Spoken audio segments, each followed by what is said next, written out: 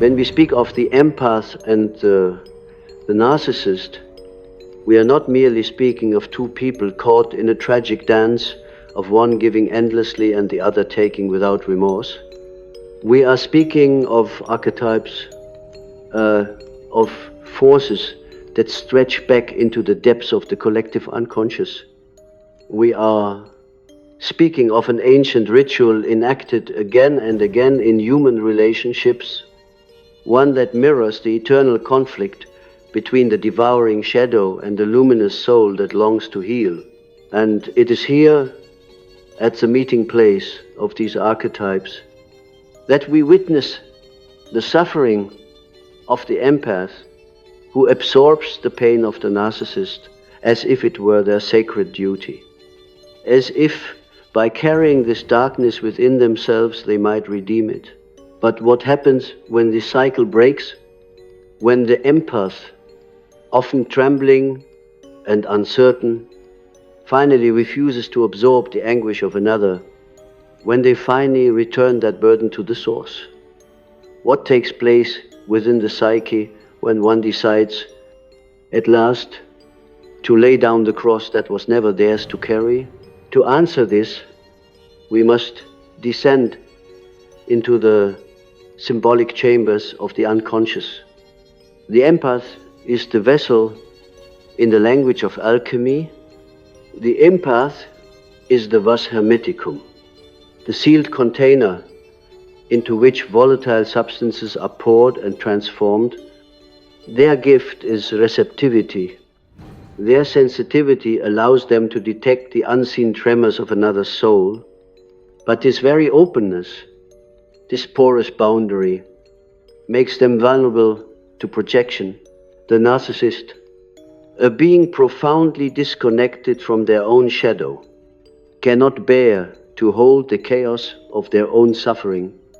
Their pain is unbearable precisely because they have disowned it, exiled it into the unconscious. And so, unconsciously, they cast it outward. They project the poison into the nearest open vessel. And who is more open, more willing, more defenseless against this current than the empath? For years, perhaps decades, the empath takes in this poison and mistakes it for their own. They dream the dreams of the narcissist. They feel guilt that is not theirs, shame that does not belong to them, anger that echoes from another's wound. Their identity becomes fused with the other's shadow, as though they were chosen to live as the host of another soul's suffering.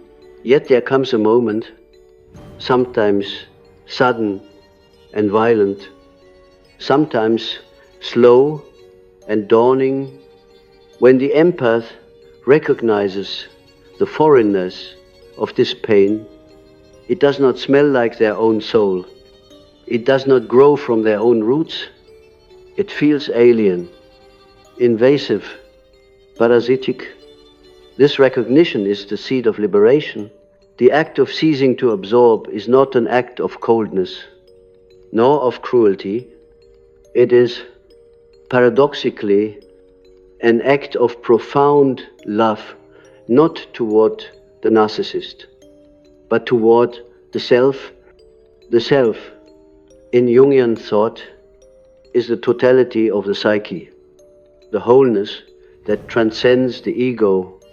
It is both the guiding star and the deep ocean. When the empath chooses not to absorb, they are, in truth, obeying the command of the self: return what is not yours, release the false burdens, and turn inward to discover your own destiny. The self does not call us to become martyrs of another's unacknowledged shadow. It calls us to integrate our own, and yet the moment of cessation is often terrifying.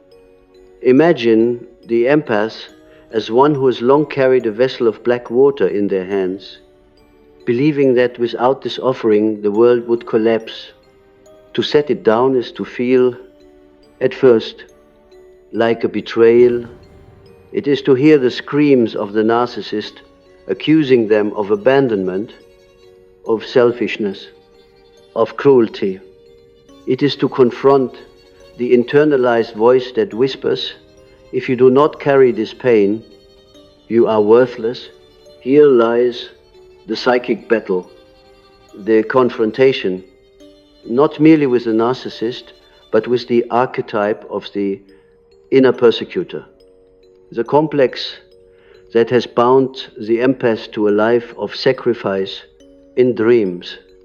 This moment often appears as an image of breaking chains, of dropping a heavy load, of standing before a tyrant and refusing to bow. Sometimes the dream takes the form of a courtroom, where the dreamer is accused by many voices, only to discover that the judge is their own shadow in disguise. Sometimes it is an image of a child, their own inner child, locked away in a room, finally being freed when the empath stops giving their life to another's endless hunger. Such dreams are not merely fancies of the night. They are messages from the unconscious, preparing the ego for the radical act of individuation. When the empath stops absorbing, something remarkable happens within the narcissist as well. Though not always visibly, the narcissist is forced, for the first time, to confront the abyss they have projected outward. No longer does the empath provide the mirror that swallows their poison. The shadow, once externalized, now returns with relentless force. Many narcissists will rage at this, will attempt manipulation, will seek new vessels. But the deeper truth is that the empath's refusal becomes a symbolic act that alters the psychic field. The collective unconscious registers that one soul has chosen not to carry another's shadow, and in doing so, a new possibility opens.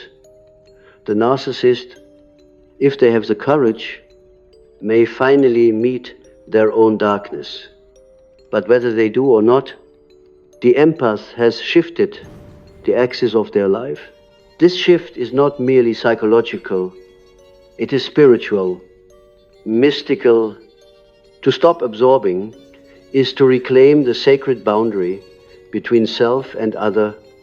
It is to draw a circle around the soul and say, within this circle I am sovereign. I will feel my own wounds, integrate my own shadow. But I will not dissolve into the chaos of another who refuses to know themselves.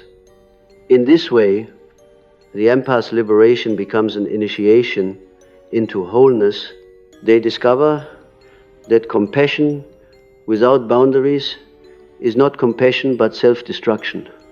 True compassion arises only when the self is intact, when the vessel is strong enough to contain its own contents without being shattered by another's. The narcissist's pain is real, but it is not redeemable through absorption. It is redeemable only through the narcissist's own confrontation with their unconscious. To absorb it is to interfere with that process, to become entangled in a false salvation. And so the empath's refusal is not only an act of liberation for themselves, but a hidden act of justice. It restores the cosmic law that each soul must carry its own shadow, must wrestle with its own demons, must walk its own path of individuation.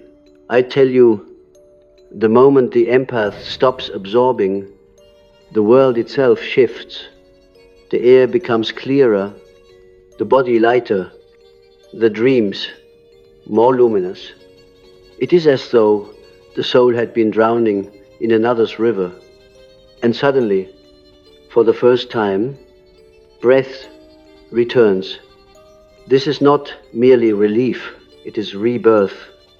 The empath begins to encounter their own desires, their own instincts, their own anger, even their own darkness, which had been hidden beneath layers of foreign pain, they discover the vitality that comes when life is lived not as a vessel of another's shadow, but as a flame of their own being.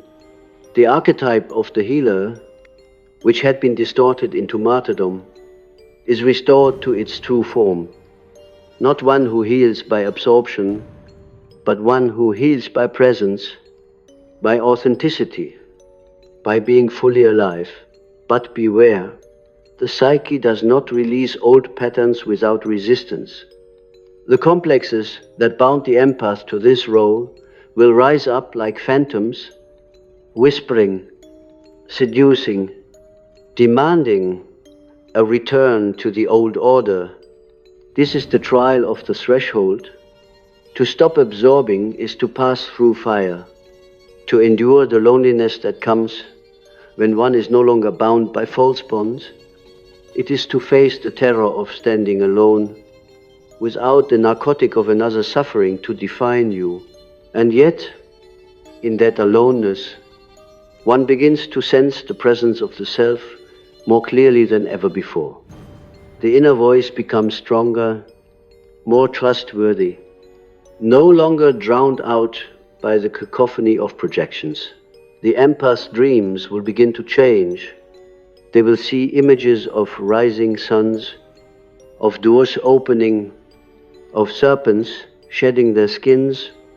They may encounter the archetype of the wise old man or the wise woman, symbols of the guiding self who speaks to them in riddles, reminding them that freedom is not abandonment, but fidelity to the soul's journey. They may dream of waters once murky becoming clear, or of mirrors that now reflect their own face instead of another's. These are signs that the psyche is realigning, that individuation has taken a decisive step forward. And what of love? For the empath, love had long been entangled with absorption, with sacrifice, with losing oneself in the other's abyss. To stop absorbing is to redefine love itself. It is to discover that love is not the act of carrying another's shadow, but of seeing them as they are, and yet remaining rooted in one's own being. Love becomes no longer a drowning, but a meeting. Two souls, each carrying their own burdens, stand together not as savior and victim, but as companions on the path toward wholeness. This love is rarer, more difficult, but infinitely more authentic. It is the love that arises when one has confronted the shadow and emerged with a stronger sense of self. Thus, the empath who ceases to absorb undergoes not merely a psychological shift, but a spiritual initiation. They move from being the unconscious vessel of another's projections to being the conscious agent of their own individuation. They pass through guilt, through fear, through the rage of the abandoned narcissist, and arrive at the place where the self radiates its wholeness from within. This journey is not easy, and it is not swift. It requires vigilance, patience, and courage, but it is the only path by which the empath ceases to be the endless sacrifice and becomes instead the bearer of their own light. When the empath ceases to act as a sponge of another's torment, the unconscious does not applaud with fanfare. It trembles, it shifts, it quakes as though tectonic plates beneath the soul were rearranging themselves. For so long, the empath's psychic energy has been organized around one primary function: to absorb, to neutralize, to transmute. This role, once relinquished, leaves a void, and in that void, the unconscious rushes forward, bringing with it long-buried instincts, long-silenced voices, the neglected aspects of the self that now clamor for recognition. To stop absorbing is not merely to say no, it is to awaken the forgotten fragments of one's own soul. Let us imagine for a moment what this looks like from the standpoint of archetypes. The empath has often lived as the archetypal Christ-bearer, crucified upon the invisible cross of another's wounds. They take into their body and soul the sins unowned by the narcissist, believing unconsciously that by their suffering, redemption might come. This is a distortion of the archetype of the healer, a shadow version of the savior complex. When the empath refuses, when they finally allow the narcissist darkness to return to its origin, the archetype begins to reorganize itself. No longer does the empath serve as the sacrificial lamb. Instead, they approach the archetype of the magician, the one who transforms by awareness, who recognizes that the greatest alchemy is not in carrying another's poison, but in claiming one's own gold. But this transformation is not without agony. The ego, accustomed to defining itself through service, through martyrdom, feels stripped bare. Who am I? It cries, if I'm not the one who saves. The narcissist's accusations echo these fears. You are selfish. You are cruel. You have abandoned love. And within the empath psyche, these accusations awaken the punitive superego, the inner judge who has long enforced the law of self-erasure. It is here that the true battle unfolds, not between empath and narcissist in the outer world, but between ego and shadow within the inner chamber of the soul. Dreams in this period become intense, often chaotic. Many report visions of drowning in dark waters, only to find themselves suddenly able to breathe beneath the surface. Others dream of monstrous figures chasing them, only to turn and face the beast. Discovering it is their own neglected anger or instinctual power. These dreams are not random. They are the psyche's attempt to integrate the energies that have been disowned.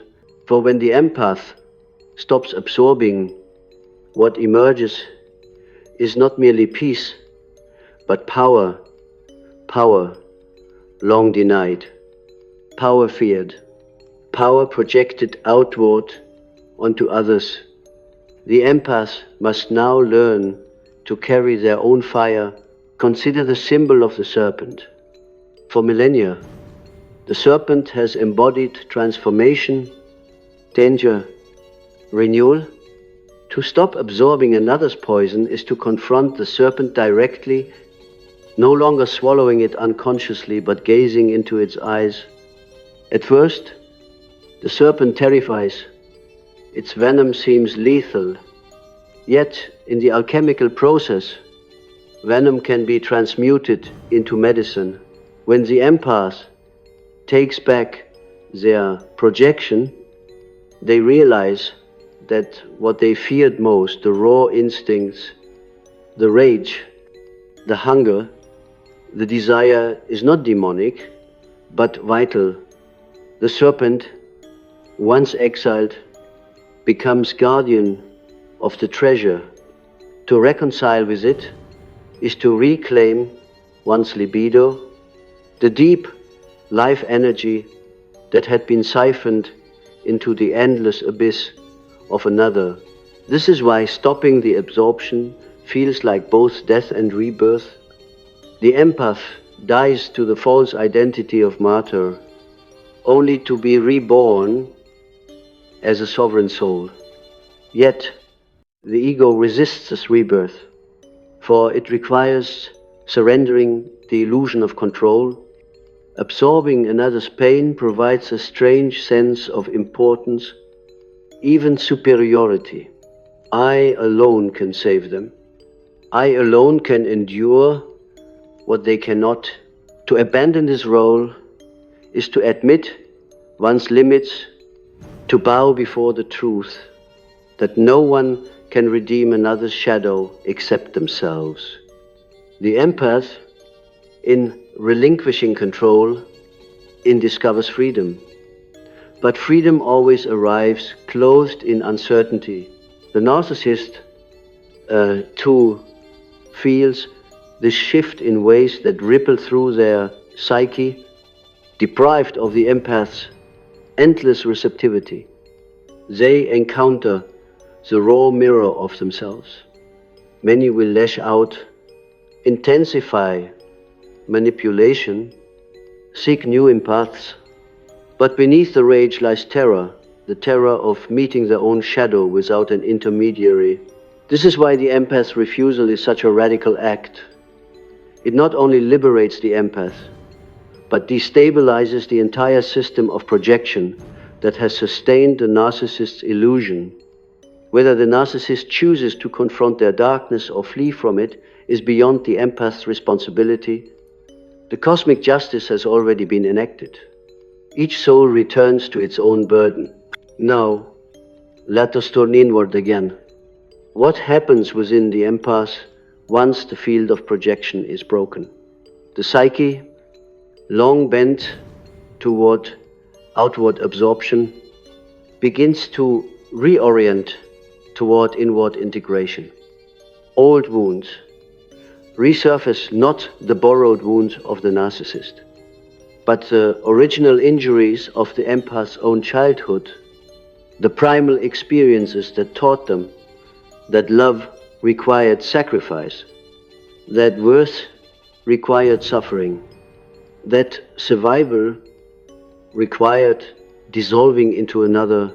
These memories, once veiled, now appear vividly.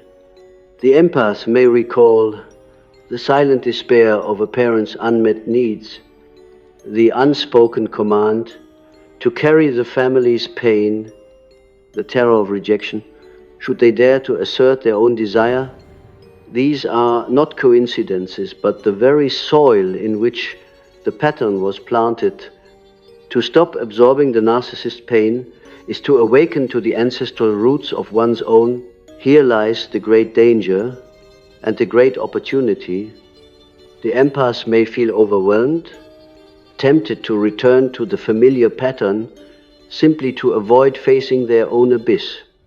But if they endure, if they hold fast to the inner voice of the self, something extraordinary occurs. They begin to see the narcissist not as a unique tormentor, but as the symbolic figure who carried their childhood's unfinished business. The narcissist becomes the mirror, the archetype of the devouring shadow, forcing the empath to confront what they had always sought to avoid. By ceasing to absorb, the empath breaks the repetition compulsion.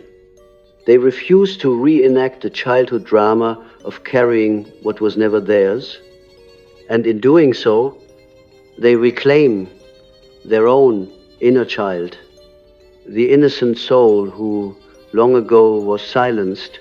I tell you, this is a sacred turning. The empath who ceases to absorb is not merely protecting themselves, they are rewriting the script of their lineage.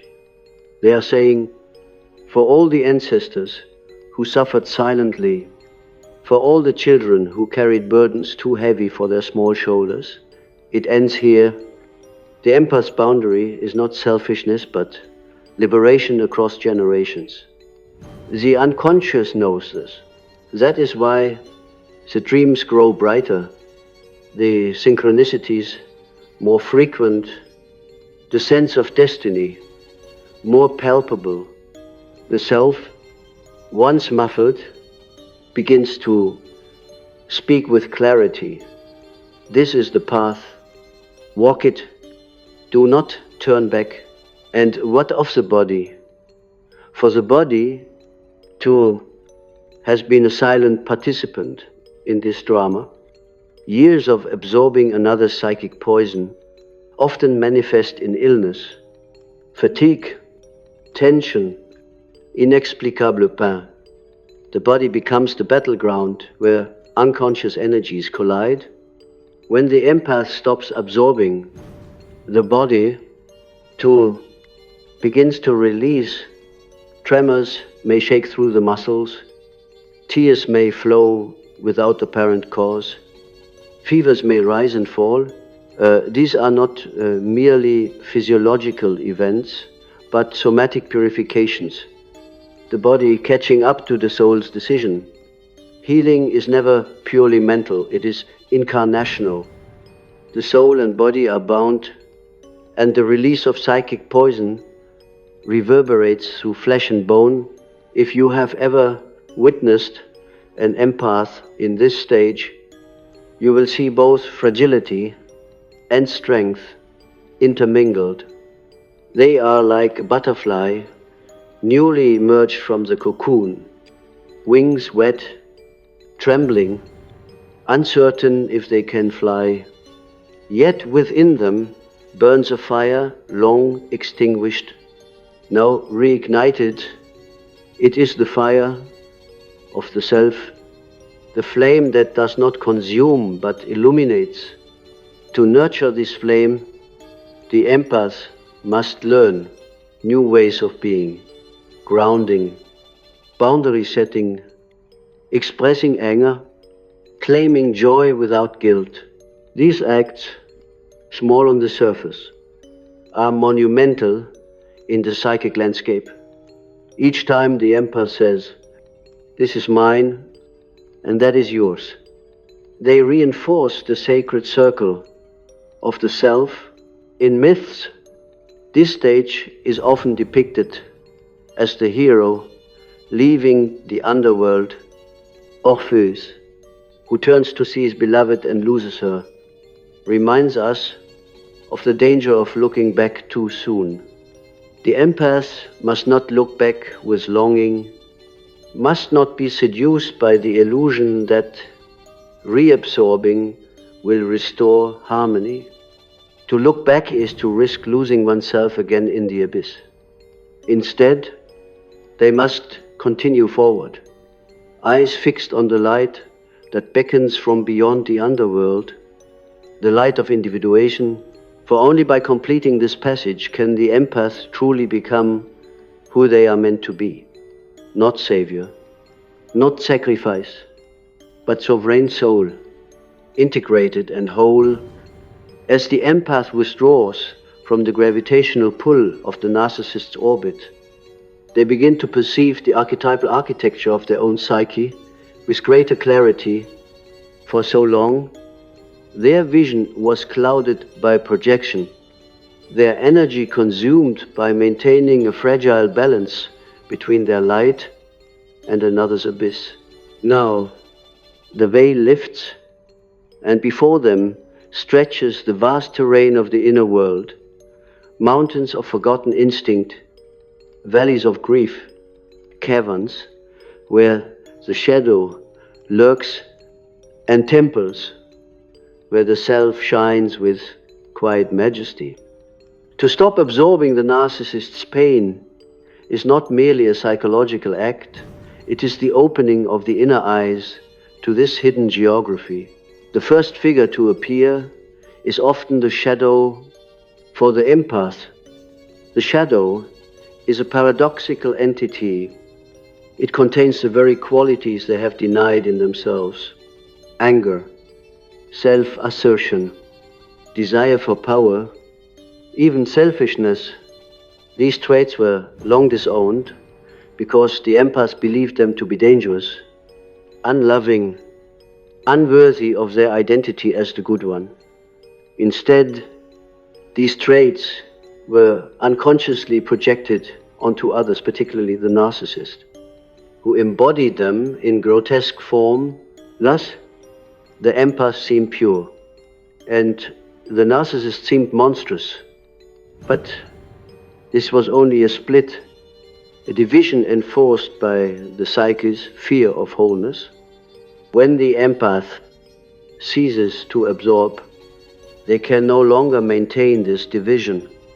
They must turn towards the shadow, toward their own repressed energies and ask, what part of me lives here? This confrontation is terrifying yet transformative. The shadow may appear in dreams as a wild animal wolf, lion, bear chasing the dreamer until they find the courage to stop running. Or it may appear as a dark twin, an alter ego who speaks forbidden truths. You wanted freedom, you resented their dependence, you long to say no. These truths, once unbearable, now ring with clarity. They are not signs of corruption, but signals of authenticity. The empath begins to realize that anger is not evil, that boundaries are not cruelty, that selfhood is not betrayal. The shadow, once faced, reveals its gifts. Anger becomes the fire of protection. Selfishness becomes the seed of individuality. Power becomes the capacity to shape one's life. To embrace the shadow is to reclaim these treasures. At this stage, another archetype rises, the anima or animus. Depending on the individual's psychic orientation, this archetype represents the soul image, the inner counterpart of the opposite gender, a mediator between consciousness and the unconscious. For the empath, the anima divided by animus often becomes entangled with the narcissist. They project onto the narcissist the qualities of their own inner figure, mystery, allure, authority, passion. This projection binds them to the narcissist with extraordinary force, for it feels as though the very soul is at stake. But when the empath stops absorbing, the projection begins to withdraw. The anima, divided by animus, once imprisoned in the narcissist, returns inward, appearing in dreams, fantasies, visions. This can be disorienting, even shattering, for the narcissist loses their archetypal aura. They are revealed not as a divine figure, but as a wounded human. And the soul image stands once more within the empath psyche. This withdrawal is crucial, for the anima, divided by animus, is the guide to the deeper mysteries. When reclaimed, it leads the empath into dialogue with the unconscious. In dreams, the anima may appear as a wise woman offering counsel, or the animus as a powerful figure urging the dreamer toward independence. These encounters mark the beginning of a sacred courtship between ego and soul. The empath, no longer enslaved to an external figure, begins to cultivate relationship with their own inner depths. Love turns inward, not in narcissistic self-absorption, but in a mystical embrace of the self, and then slowly the self itself emerges more fully. The self is the archetype of wholeness, the divine center that encompasses all opposites. For the empath who has lived fragmented by endless absorption, the self appears as a long-lost homecoming. In visions it may appear as a radiant mandala, a shining sun, a still pool reflecting the heavens. The self whispers, "You were never meant to dissolve into another. You were meant to become whole within yourself." This recognition is life-altering. The empath begins to understand that individuation, the journey to wholeness, is not served by martyrdom, but by integration. To carry another's pain without limit is to abandon one's own individuation. To stop is to realign with destiny. Yet, this realization does not make the path easy. The psyche, habituated to sacrifice, will seek to recreate the old dynamic in new disguises. The empaths may encounter new relationships that echo the same pattern, new figures who unconsciously demand absorption. The test is whether the empath recognizes the pattern and chooses differently. Each refusal to absorb is a ritual act of fidelity to the self. Each boundary is a prayer. Each no is a hymn to individuation.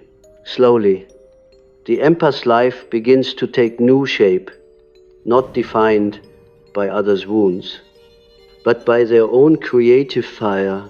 This is where the mystical dimension deepens. When the empath ceases to absorb, they release psychic energy that had been imprisoned in endless cycles of projection. This liberated energy does not vanish. It returns as vitality, creativity, intuition.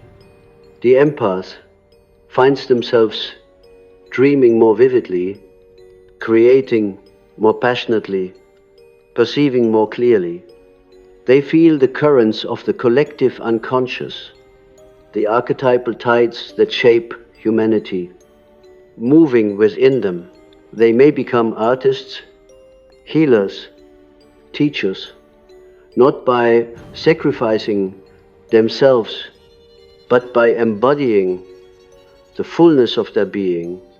Their sensitivity, once a curse, becomes a gift rightly ordered, no longer devoured by the narcissist's abyss, but attuned to the whispers of the soul. In this stage, the empath often experiences synchronicities, meaningful coincidences that reveal the hidden order of the cosmos. Books fall open to the right page. Strangers speak words that answer unspoken questions.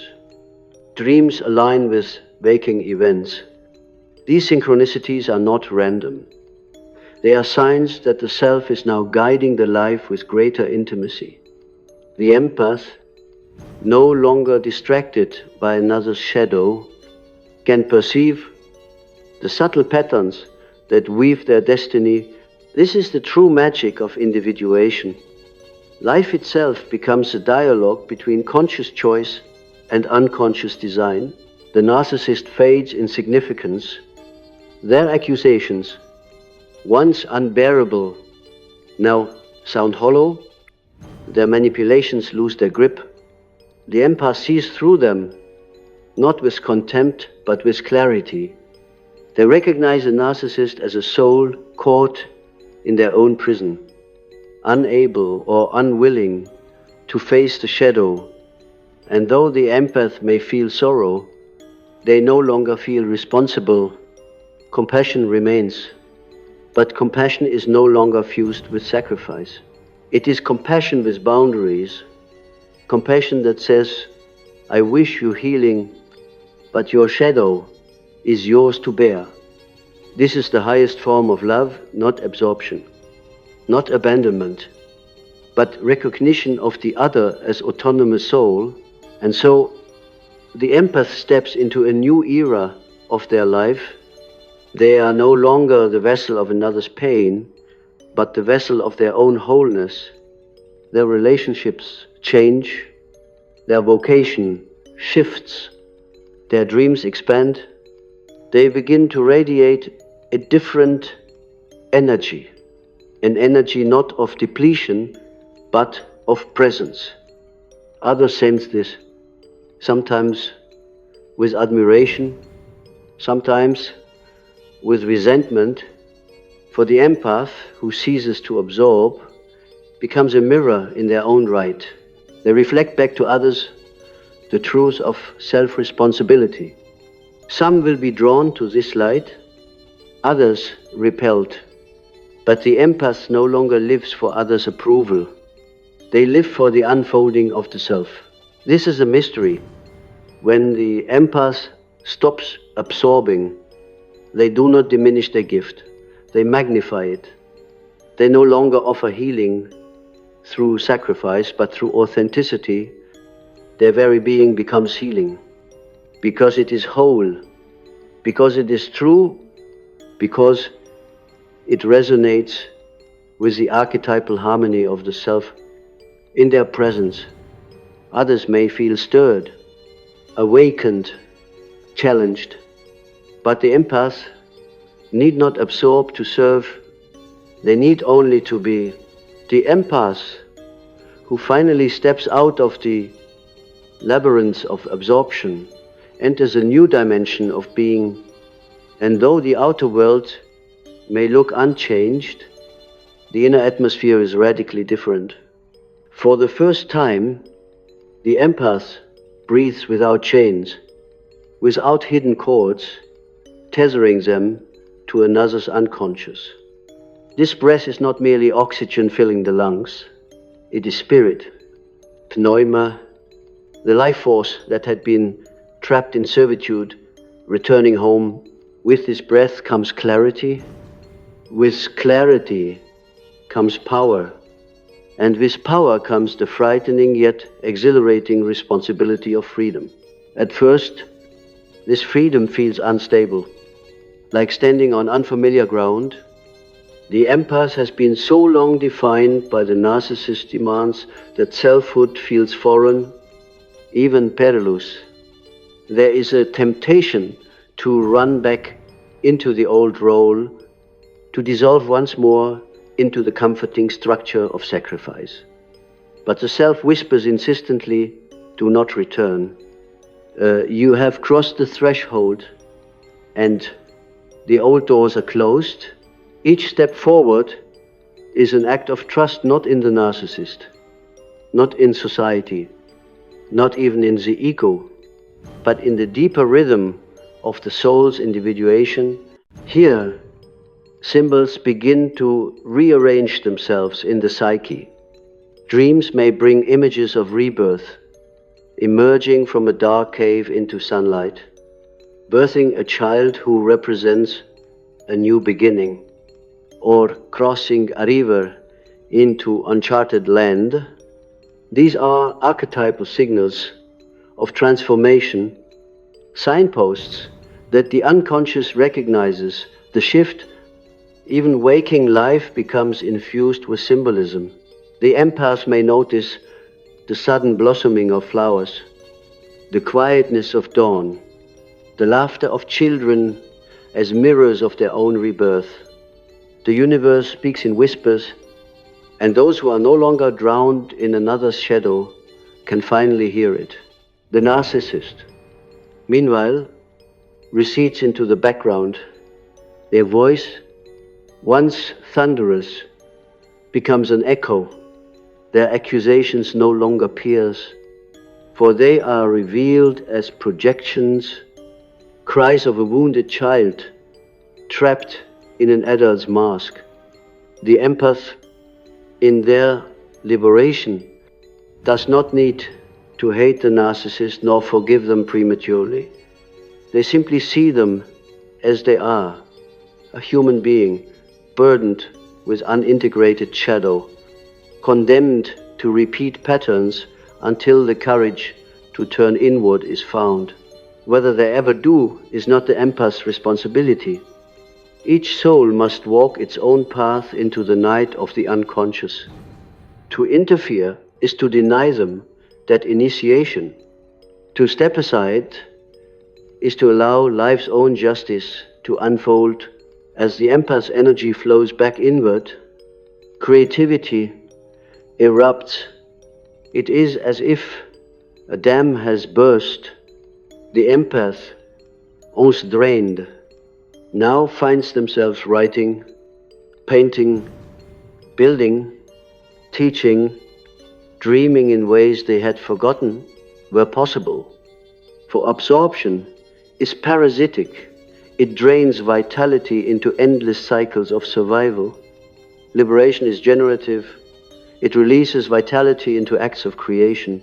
This is why empaths who stop absorbing often become healers in the truest sense, not because they carry others' pain, but because they embody wholeness. Wholeness itself heals. To be in the presence of someone integrated is to feel the possibility of integration within oneself. Yet let us not idealize this transformation as a final paradise. Individuation is not a straight road. It is a spiral. The empath will circle back to old patterns, old temptations. They will encounter new narcissistic figures who test their boundaries.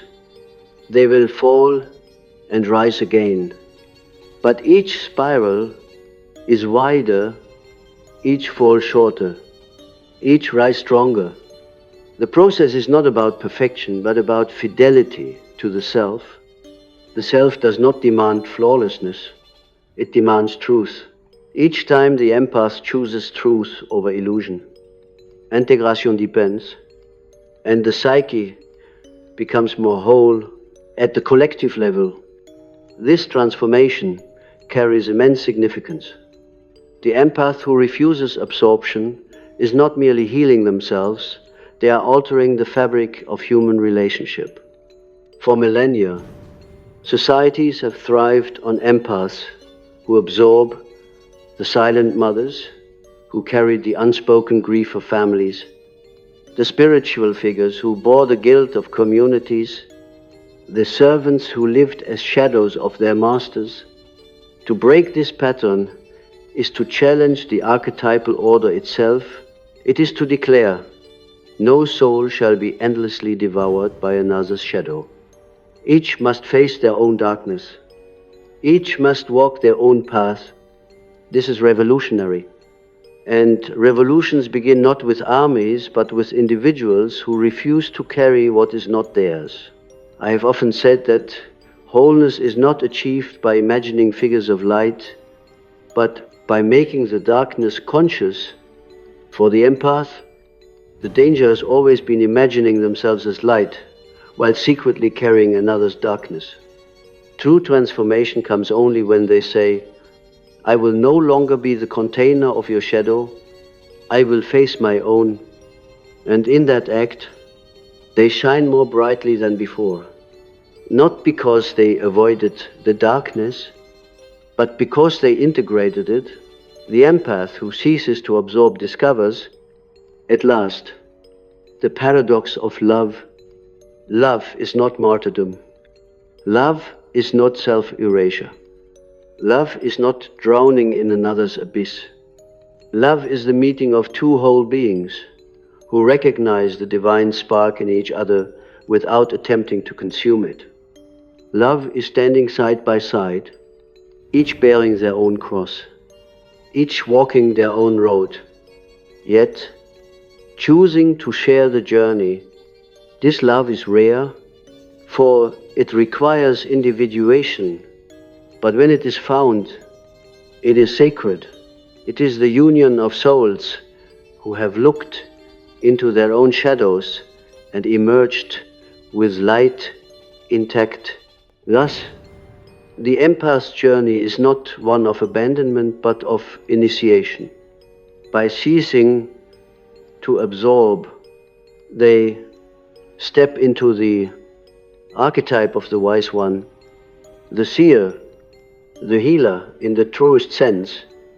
Their presence becomes medicine, not because they carry others' wounds, but because they embody the possibility of wholeness. They radiate the truth that each soul must face itself. They become, in their very being, a mirror, not a mirror that absorbs, but a mirror that reflects, and in that reflection, others glimpse their own hidden depths. So I tell you, when the empath finally stops absorbing the narcissist's pain, the world itself trembles. For a soul has broken free from the ancient cycle of sacrifice. A soul has chosen wholeness over martyrdom, truth over illusion, self over shadow. And this choice reverberates beyond the individual into the collective, into the archetypal field.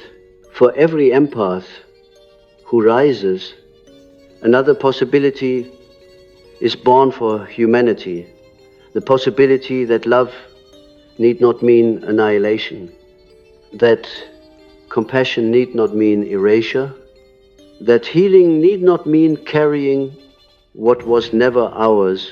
This is the mystery, the truth whispered by the unconscious across ages, that freedom is not the absence of connection, but the presence of self within connection, that love is not absorption, but authenticity, that salvation is not found in bearing another's shadow, but in facing one's own.